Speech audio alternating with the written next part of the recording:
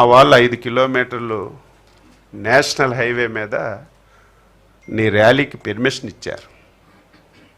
Permission ఇచ్చారు కాబట్టి vehicle కూడా అలాగ వెళ్ళిపోయింది. అయ్యయ్యో ముందుకెళ్ళిపోయింది వెహికల్, మనం వేసుకున్న ప్లాను దాటిపోయింది. మళ్ళీ వెహికల్ వెనక్కి తీసుకొచ్చి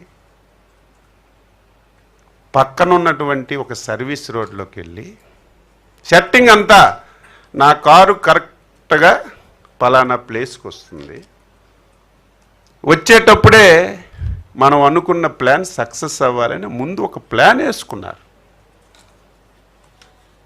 ప్లాన్ ప్రకారమే జరిగింది. ఒక కార్యకర్తలు పరుగెడుతున్నారు, ఆయన కాల్లోనే ఆయన కాలు పెట్టుకొని కింద పడి తలకు దెబ్బ తగిలింది. వెంటనే సెకండ్లో పోలీసులు లాఠీ చార్జి, పోలీసులు సితకబాదీశారని సాక్షి పేపర్లో స్క్రోలింగ్లు, సోషల్ మీడియాలో విపరీతంగా ట్రెండ్ చేశారు. ఏమనుకుంటారు అమాయకులు? పోలీసులు ఏదో లాఠీ చార్జి చేశారు, కార్యకర్తలు కొట్టేశారని